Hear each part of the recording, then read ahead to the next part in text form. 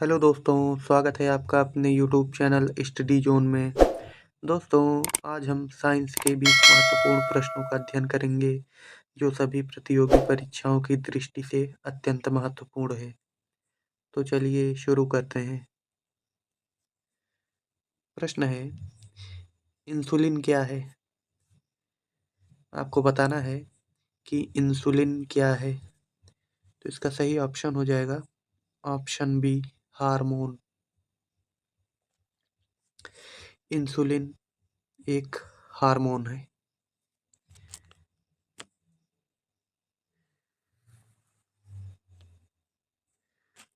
अगला प्रश्न है, खमीर है।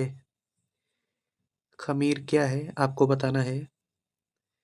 तो इसका सही ऑप्शन हो जाएगा ऑप्शन बी, एक कवक। खमीर एक कवक है। अगला प्रश्न है, शैवाल की कोशिका भित्ति बनी होती है। तो इसका सही ऑप्शन हो जाएगा ऑप्शन बी, सेलुलोज की। शैवाल की कोशिका भित्ति सेलुलोज की बनी होती है।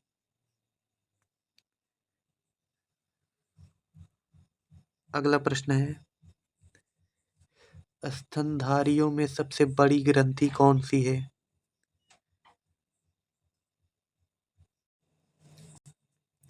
आपको बताना है कि स्तनधारियों में सबसे बड़ी ग्रंथि कौन सी है। तो इसका सही ऑप्शन हो जाएगा ऑप्शन बी, यकृत।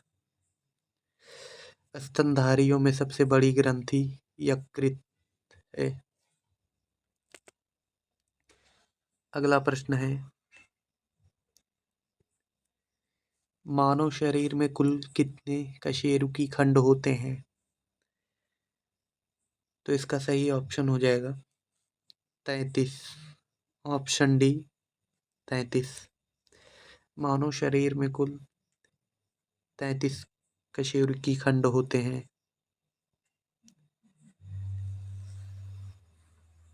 अगला प्रश्न है,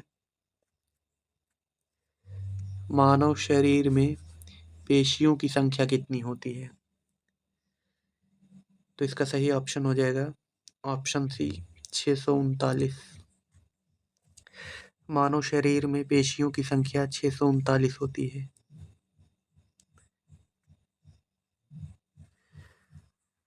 अगला प्रश्न है,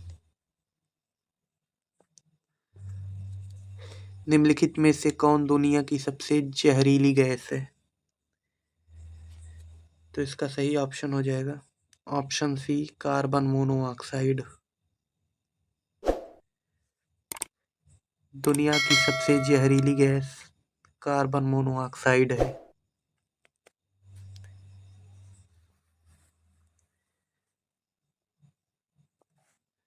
अगला प्रश्न है, वायुमंडल में उपस्थित सबसे हल्की गैस कौन सी है?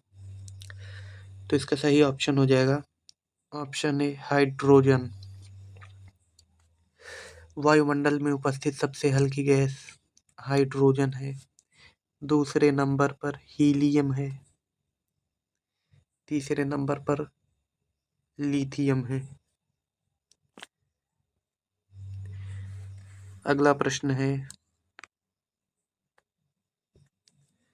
हमारे पृथ्वी का वायुमंडल कितने भागों में बटा हुआ है? आपको बताना है कि हमारे पृथ्वी का वायुमंडल कितने भागों में बटा हुआ है।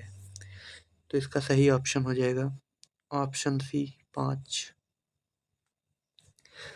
हमारे पृथ्वी का वायुमंडल 5 भागों में बटा हुआ है, जो कि निम्न प्रकार हैं: क्षोभ मंडल, समताप मंडल, मध्यमंडल, तापमंडल, बहिर्मंडल।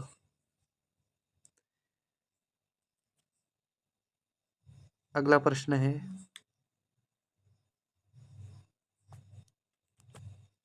कितनी ऊंचाई पर ऑक्सीजन की मात्रा नगण्य होती है? नगण्य का मतलब नहीं।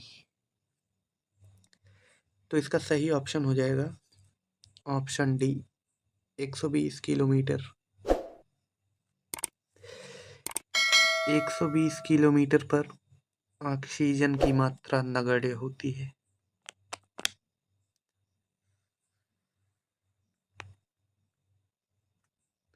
अगला प्रश्न है, ऑक्सीजन की खोज किसने की थी? आपको बताना है कि ऑक्सीजन की खोज किसने की थी। तो इसका सही ऑप्शन हो जाएगा ऑप्शन डी, ए और बी दोनों, प्रिस्टले और कार्ल सीले दोनों ने।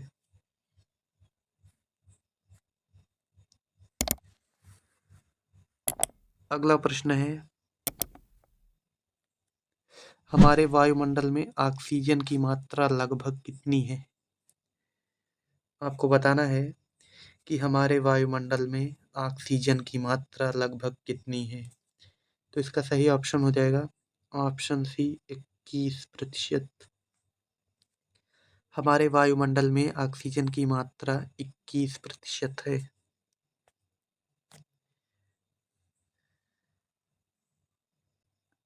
अगला प्रश्न है, पीयूष ग्रंथि मानव शरीर के किस अंग में स्थित होती है? तो इसका सही ऑप्शन हो जाएगा ऑप्शन ए, मस्तिष्क। पीयूष ग्रंथि मानव शरीर के मस्तिष्क में स्थित होती है। अगला प्रश्न है, आघूर्ण बल की एसआई इकाई क्या है? आपको बताना है कि आघूर्ण बल की एसआई इकाई क्या है। तो इसका सही ऑप्शन हो जाएगा ऑप्शन बी, न्यूटन मीटर। आघूर्ण बल की एसआई इकाई न्यूटन मीटर है। दोस्तों, अगर आपको वीडियो अच्छी लग रही हो तो वीडियो को लाइक करें, और अगर आप चैनल पे नए हैं तो चैनल को सब्सक्राइब करें। अगला प्रश्न है, निम्नलिखित में से कौन कांच का सबसे महत्वपूर्ण घटक है? तो इसका सही ऑप्शन हो जाएगा ऑप्शन सी, सिलिका। सिलिका कांच का सबसे महत्वपूर्ण घटक है। अगला प्रश्न है, यदि निर्वात में लोहा, कागज और पत्थर के टुकड़े को एक साथ गिराया जाता है तो कौन पृथ्वी की सतह पर सबसे पहले गिरेगा? तो इसका सही ऑप्शन हो जाएगा ऑप्शन डी, तीनों एक साथ। यदि निर्वात में लोहा, कागज और पत्थर के टुकड़े को एक साथ गिराया जाता है तो पृथ्वी पर तीनों एक साथ गिरेंगे। लोहा, कागज और पत्थर तीनों एक साथ। अगला प्रश्न है, कम तापमान को मापने वाला यंत्र क्या कहा जाता है? आपको बताना है कि कम तापमान को मापने वाले यंत्र को क्या कहा जाता है। तो इसका सही ऑप्शन हो जाएगा ऑप्शन बी, कायोमीटर। कायोमीटर कम तापमान मापने वाले यंत्र को कहा जाता है, और उच्च तापमान को मापने वाले यंत्र को पायरोमीटर। ये उच्च तापमान के लिए है।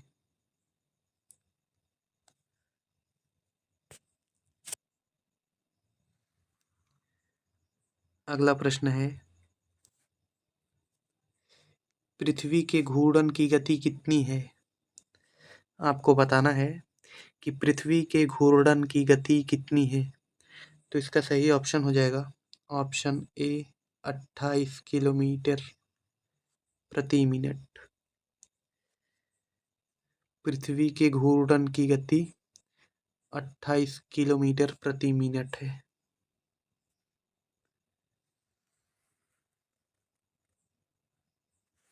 अगला प्रश्न है, लोहे पर जंग लगना किस प्रकार की अपक्रिया का उदाहरण है? आपको बताना है कि लोहे पर जंग लगना किस प्रकार की अपक्रिया का उदाहरण है। तो इसका सही ऑप्शन हो जाएगा ऑप्शन बी, रासायनिक अपक्रिया। लोहे पर जंग लगना रासायनिक अपक्रिया का उदाहरण है।